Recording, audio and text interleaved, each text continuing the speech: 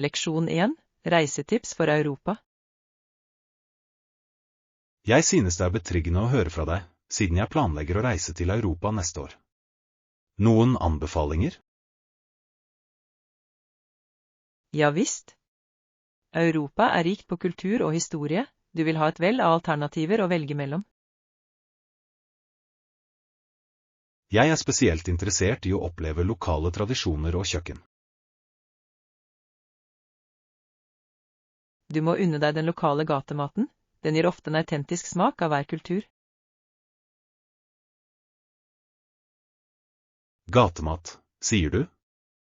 Jeg skal sørge for å finne de beste lokale leverandørene. I tillegg kan det være en herlig opplevelse å fordype seg i de lokale festivalene. Festivaler? Det høres spennende ut. Hvilke ville du foreslått at jeg ser etter? Hvert land har sine unike feiringer, men ikke gå glipp av Oktoberfest i Tyskland hvis du kan.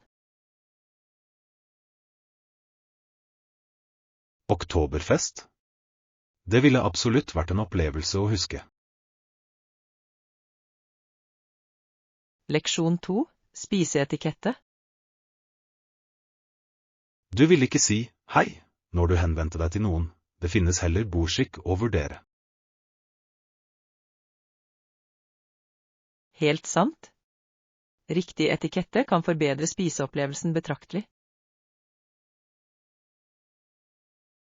Hvilke spesifikke manerer mener du er viktige å praktisere under måltider? Først og fremst bør man alltid tigge med lukket munn, det er et tegn på respekt.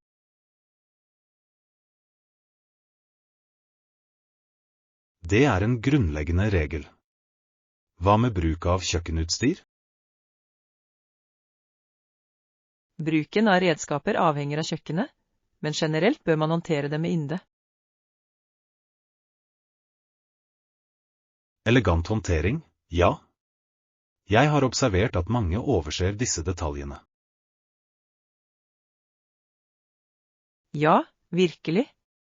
Enkle gester som å si, vær så snill, og takk, kan utgjøre en enorm forskjell. Det er ofte de små tingene som gir et varig inntrykk. Leksjon 3. Den skinnende bien. En skinnende by er kanskje metafor for håp og muligheter, omtrent som presidentperiodene fra Portikon i Det hvite hus. Det er en dyp sammenligning. Det hvite hus symboliserer lederskap og demokratiets idealer. Nettopp. Den står som et håpets fyrtårn for mange, omtrent som en skinnende by på en høyde. Slike bilder vekker en følelse av ambisjon og jakten på storhet. Det gjør det. Visjonen om en skinnende by kan inspirere enkeltpersoner til å strebe etter fortreffelighet i sine egne liv. Det er fascinerende hvordan arkitektur kan legemliggjøre slike sterke idealer og følelser. Ja, det er sant. Bygninger forteller ofte historier om tidene de ble bygget i. Og de kan også gjenspeile ambisjonene til de som bor i dem. Jeg synes det er oppmuntrende å tenke på at hver generasjon kan bidra til arven etter slike steder. Leksjon 4. Verdens grunnstoffer. Jeg må innrømme at verdens forskjellige elementer noen ganger truer med å overvelde meg. Det er virkelig bemerkelsesverdig hvordan alt virker sammenkoblet, men samtidig kaotisk. Nettopp. Det er som om vi alle er en del av et stort eksperiment, og resultatet er usikkert. Usikkerhet har en måte å holde livet interessant på, ikke sant? Det gjør det absolutt, selv om jeg foretrekker litt forutsigbarhet innimellom. Du er ikke alene om den følelsen, for mye kaos kan føre til stress. Stress er kreativitetens fiende, som de sier. Og likevel blomstrer kreativitet ofte i kaotiske miljøer. Det er sant at vi kanskje trenger begge elementene for å virkelig trives. Leksjon 5. Forespørsel om romnummer. Jeg beklager ulempen, men jeg må sjekke arkivene våre. Kan du oppgi romnummeret ditt, vær så snill? Selvfølgelig er det rom 402. Jeg håper det forenkler prosessen for deg. Takk for den informasjonen. Det vil virkelig hjelpe meg med å finne opplysningene dine raskt. Jeg setter pris på effektiviteten din. Det er alltid forfriskende å møte noen som verdsetter tid. Jeg er enig, tid er en verdifull ressurs som vi ikke bør kaste bort. Når vi snakker om tiden, har du noen gang lagt merke til hvor mye den flyr av gårde når du har det gøy? Absolutt. Det føles ofte som om tiden står stille når man holder på med hyggelige aktiviteter. Kanskje vi burde planlegge morsommere aktiviteter for å utnytte tiden vår bedre? Det høres ut som en strålende idé. Jeg er alltid åpen for nye eventyr. Leksjon 6. Suvenirshopping. Jeg håper jeg finner noe kult til vennene mine hjemme. Det er alltid en herlig utfordring. Å velge den perfekte suveniren kan være ganske morsomt. Ja, jeg vil ha noe som virkelig representerer dette stedet og dets kultur. Det er fantastisk å dele stykker fra reisen sin med sine kjære. Hvilken type gjenstander tror du passer?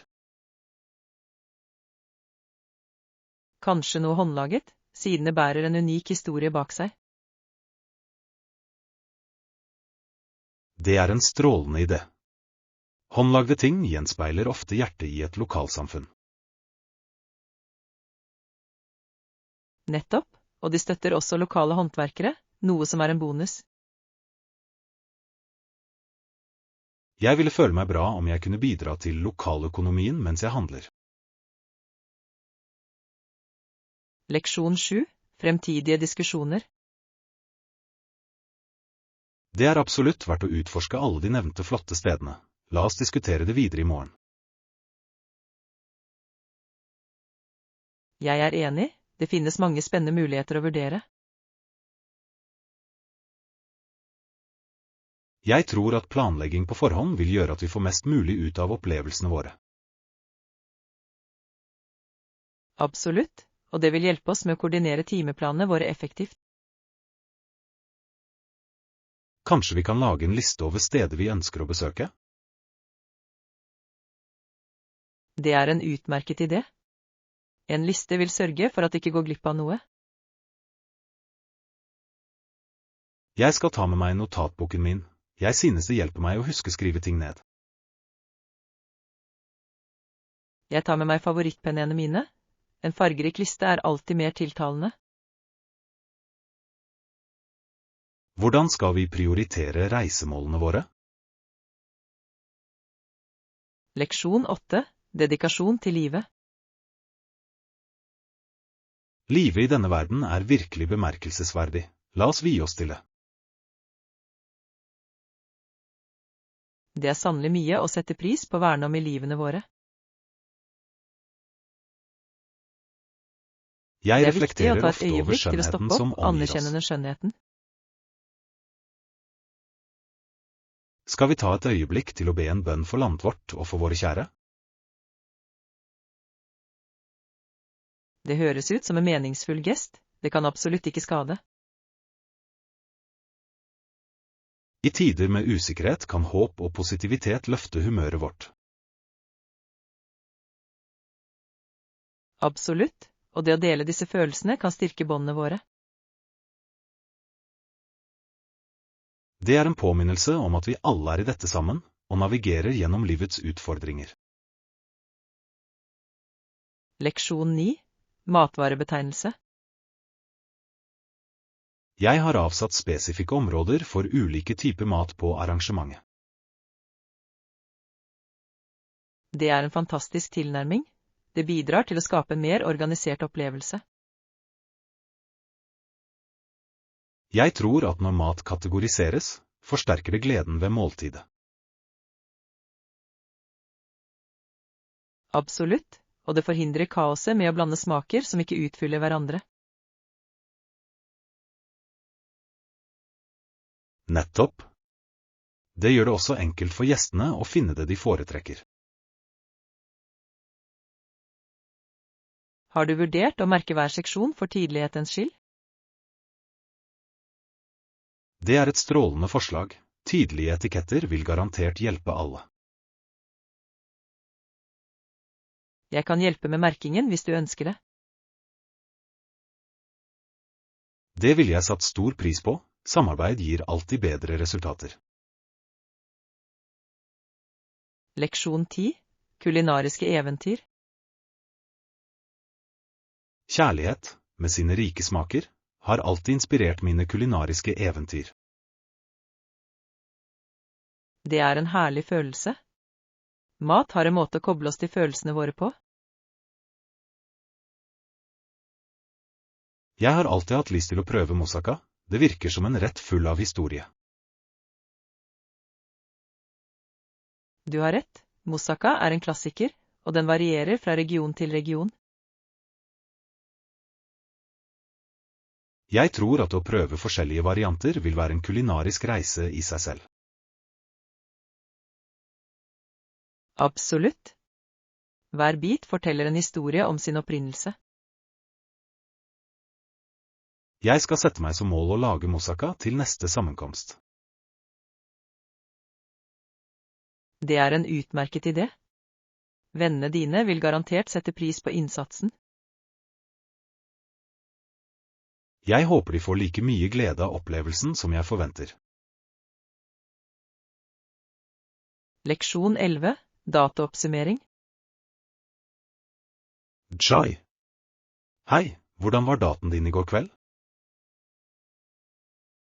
Det var fantastisk. Vi dro til en fin liten restaurant som jeg hadde hørt om. Det hørtes nydelig ut. Hva gjorde det så spesielt? Atmosfæren var herlig, og maten var helt nydelig. Jeg kan bare forestille meg opplevelsen. God mat forbedrer alltid en date. Ja, virkelig. Vi delte historier og latter, noe som gjorde det enda hyggeligere. Det høres ut som den perfekte oppskriften på en minneverdig kveld. Det var det virkelig. Jeg følte en ekte tilknytning, noe som alltid er forfriskende. Det er fantastisk å høre at du hadde en så positiv opplevelse. Leksjon 12. Konkurranseånd. Konkurrenten var imidlertid ganske formidabel. Hanlon var også kjent for sin appell til tilskuerne. Det er fascinerende hvordan karisma kan løfte en persons tilstedeværelse i konkurranser. Det ser faktisk ut til at både ferdigheter og sjarm spiller avgjørende roller i å vinne over et publikum.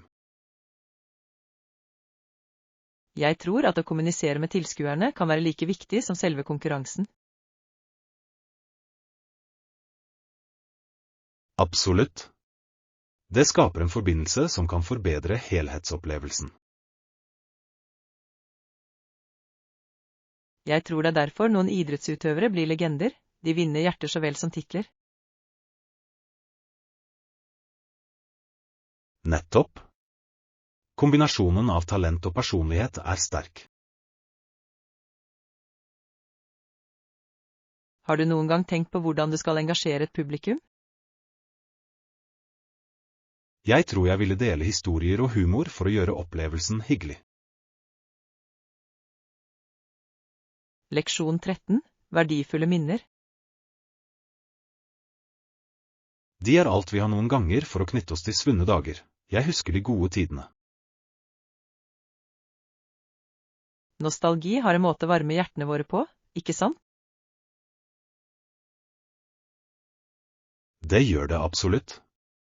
Å reflektere over gode minner kan være utrolig trøstende. Jeg tar meg ofte i å mimre om barndommens eventyr. De uskyldige tidene var fylt med glede og enkelhet. Ja, og de minner oss ofte om hva som virkelig betyr noe i livet. Det er viktig å holde fast ved disse øyeblikkene, ettersom de former hvem vi er. Jeg er enig, de tjener som påminnelser om vår vekst og motstandskraft. Har du lyst til å dele et av dine beste minner? Leksjon 14, naturens gaver. Jeg har alltid satt pris på hvordan naturen gir oss vakre planter som ikke bare er rimelige, men også enkle å stelle. Absolutt. Jeg synes at å ha planter rundt seg virkelig kan forbedre atmosfæren i et rom.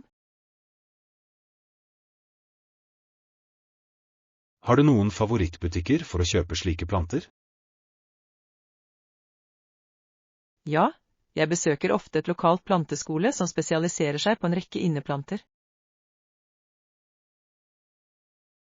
Det høres herlig ut. Jeg liker å se på slike steder og oppdage nye tilskudd til hjemmet mitt. Det er som å begi seg ut på et minieventyr hver gang. Du vet aldri hva du kan finne. Nettopp. Har du noen gang vurdert å starte en liten innendørs hage? Jeg har tenkt på det, og jeg tror det hadde vært et flott prosjekt å gjennomføre. Kanskje vi kunne besøke barnehagen sammen og samle noen ideer. Leksjon 15, reiseplanlegging. Det er på tide å begynne å planlegge denne turen. Først må vi bestemme oss for datoene. Ja, det er avgjørende. Jeg foreslår at vi vurderer timeplanene våre for å finne det tidspunktet som passer best. Godt poeng. Det vil være lurt å unngå eventuelle konflikter som kan oppstå. Hva med at vi ser på kalenderen sammen og ser hva som fungerer best for oss begge? Jeg tror det ville være veldig nyttig. Jeg foretrekker å ha alt organisert på forhånd. Jeg også. Planlegging på forhånd kan eliminere stress i siste liten og sikre en smidigere opplevelse. Har du noen spesifikke datoer i tankene som du ønsker å foreslå? Jeg tenkte på den første uken i neste måned. Det kunne være en fin tid å reise på. Det høres lovende ut. La oss sette det på listen vår og se hvordan det stemmer overens med våre andre forpliktelser. Leksjon 16, pakking klokt. Når vi forbereder oss til turen, er det lurt å pakke lett for å unngå ekstra bagasjegebyrer. Helt sant. Det kan være ganske upraktisk å bære for mye bagasje. I tillegg kan det å reise utenom høysesongen spare oss både tid og penger. Det er en utmerket strategi. Færre folkemengder betyr en hyggeligere opplevelse. Nettopp. Vi kan utforske uten å føle oss stresset eller overveldet. Jeg setter pris på din praktiske tilnærming til reiser. Det gjør planleggingen mye morsommere. Takk. Jeg tror at gjennomtenkt forberedelse kan forbedre eventyrene våre betraktelig. Jeg er helt enig. Skal vi lage en sjekkliste for pakkingen vår? Ja, Det vil bidra til at vi ikke glemmer noe viktig. Leksjon 17. Justering av planer. Jeg følger vanligvis et program jeg fant på nettet, men jeg gjør justeringer basert på mine personlige preferanser. Det er en smart tilnærming. Tilpassede planer kan føre til en mer givende opplevelse. Nettopp.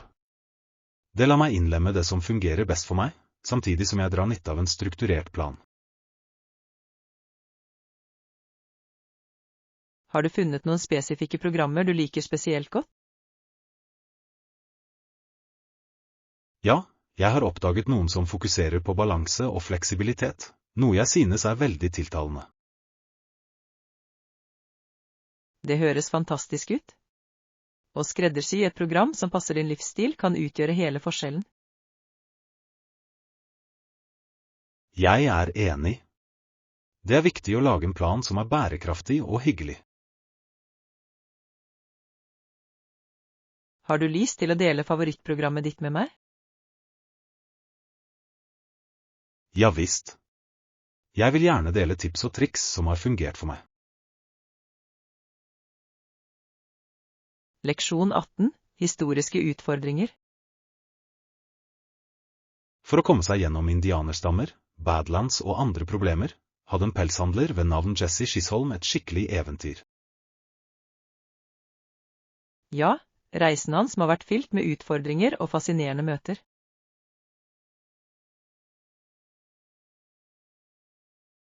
Jeg kan bare forestille meg historiene han må ha samlet på reisene sine. Disse erfaringene ville ha gitt uvurderlig innsikt i kulturene han møtte.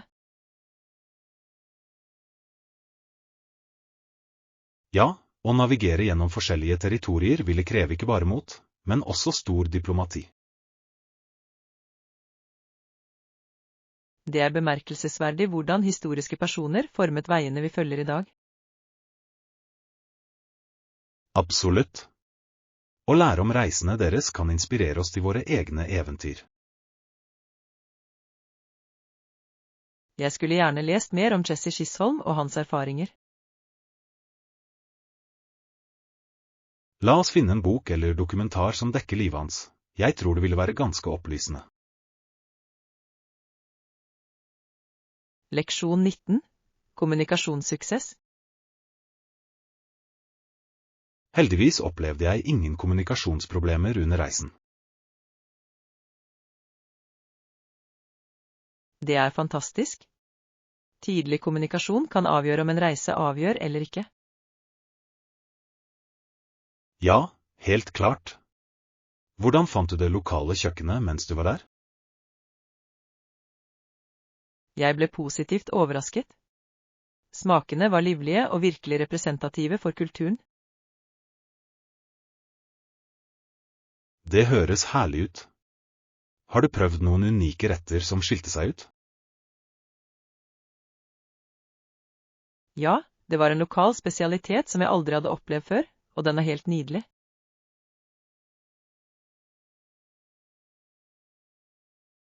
Jeg elsker å oppdage nye smaker når jeg reiser. Det utvider min kulinariske horisont.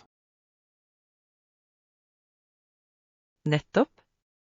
Mat er en fantastisk måte å få kontakt med et sted og menneskene på. Kanskje vi kunne planlegge et kulinarisk eventyr på vår neste tur. Leksjon 20. Bestilling av overnatting. Det gir mening. Bør jeg bestille all overnatting på forhånd? Ja, jeg vil anbefale det for din trygghet. Det sikrer at du har et sted å bo ved ankomst. Jeg er enig. Det kan være ganske stressende å lete etter overnatting i siste liten. I tillegg gir forhåndsbestilling deg ofte flere alternativer og bedre priser. Det er et gyldig poeng. Jeg foretrekker å sikre meg losji før turen begynner. Nettopp. Det lar deg fokusere på å nyte turen uten unødvendige bekymringer. Hva synes du om å lete etter unike overnattingssteder, som å bo på et lokalt gjestehus? Det høres ut som en fantastisk idé. Det ville gitt en mer autentisk opplevelse. Jeg er begeistret for mulighetene. La oss begynne å undersøke sammen. Leksjon 21. Organisk livsstil. Ja, jeg har funnet det viktig å bruke økologiske produkter i hverdagen. Det er et fantastisk valg. Økologiske produkter bidrar ofte til bedre helse og velvære. Jeg er enig. De er fri for skadelige kjemikalier og plantevernmidler, noe som er viktig for meg. I tillegg bidrar støtte til økologisk landbruk til å fremme bærekraftig praksis. Nettopp. Jeg tror valgene våre kan ha en positiv innvirkning på miljøet. Har du merket noen betydelige endringer siden du byttet? Ja, jeg føler meg mer energisk og sunnere generelt. Det er fantastisk. Jeg skulle gjerne innlemmet flere økologiske varer i livet mitt også. Jeg kan dele noen tips om hvor du kan finne gode økologiske produkter hvis du er interessert. Leksjon 22. Dongerihandel. Ja, du kan prøve Denim Paradise. De har en rekke alternativer med høy midje. Det høres perfekt ut.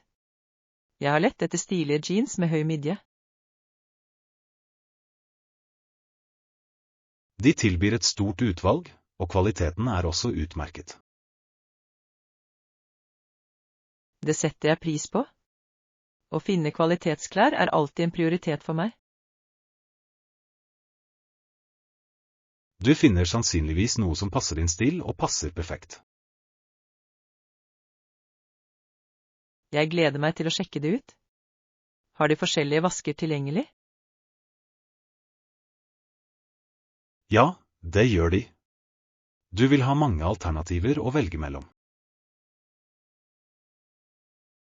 Det var hyggelig å høre. Jeg gleder meg til handleturen.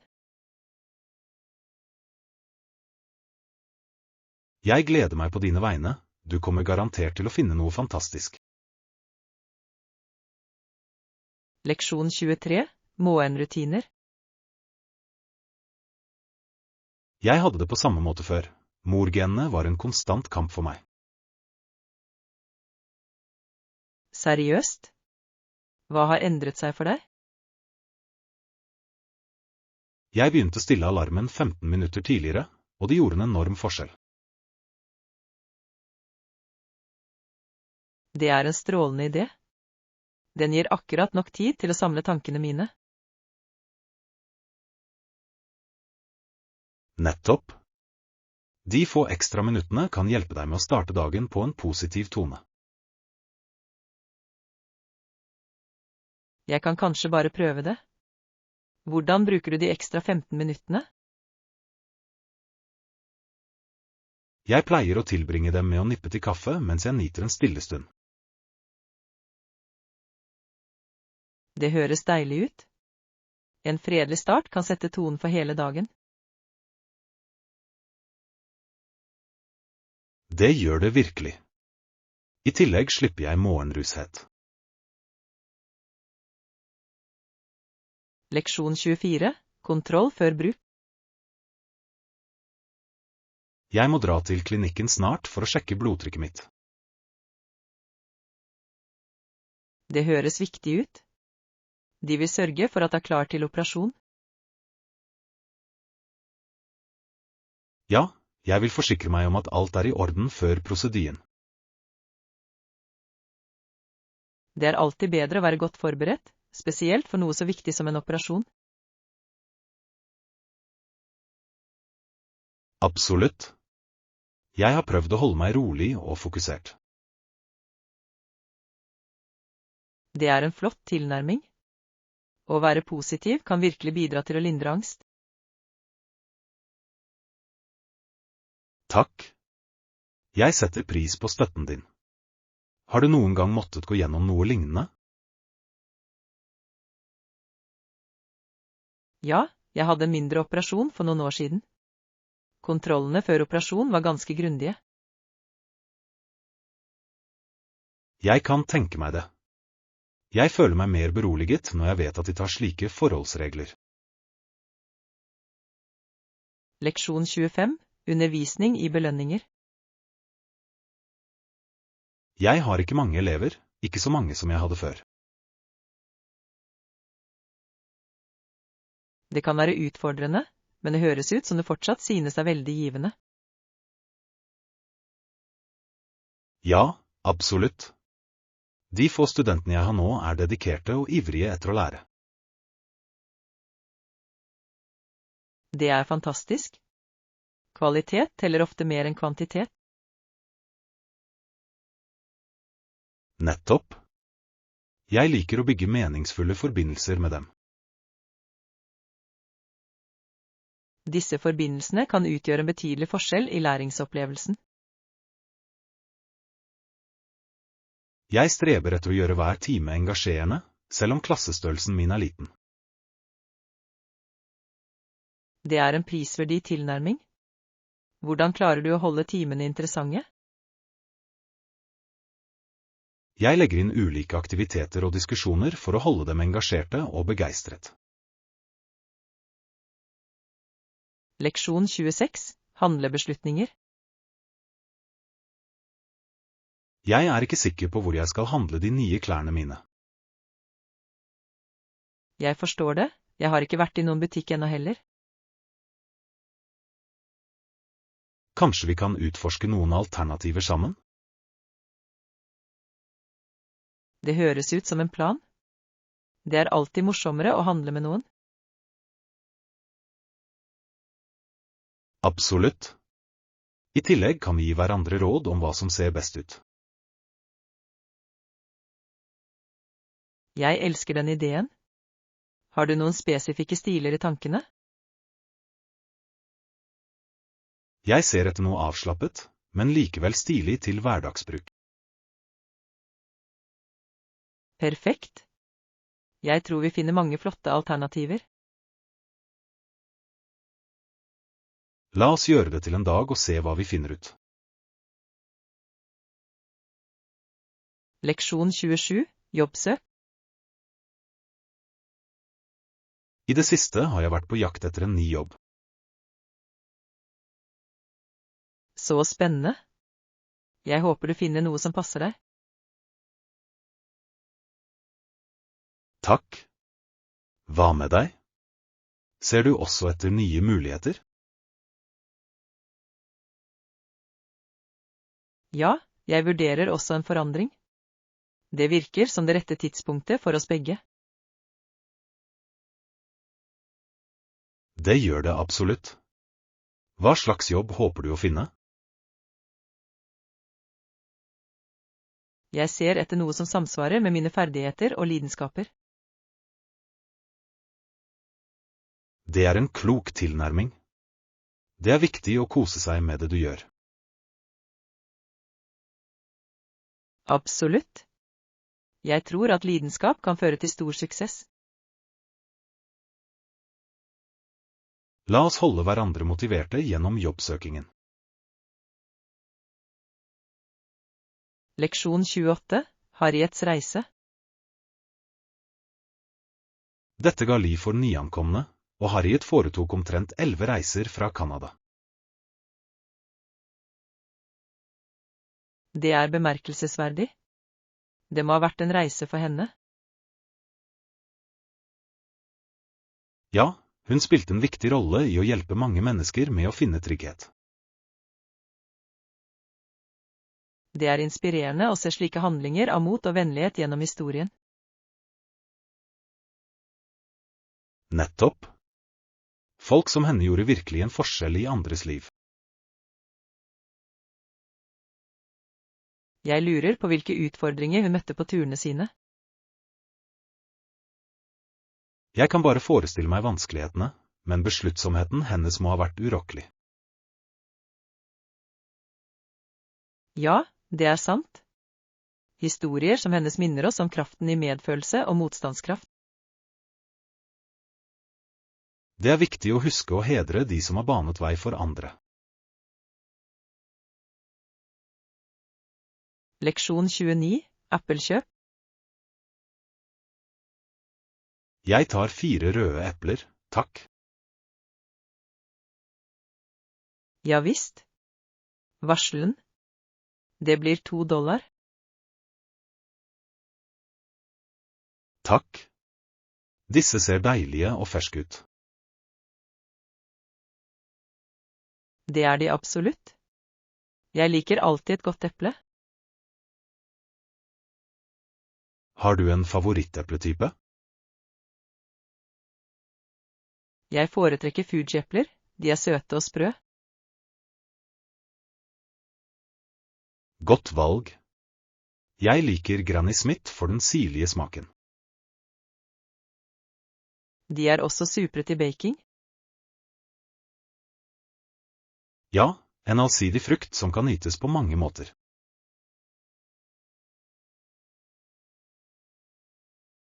Leksjon 30, faglig utvikling.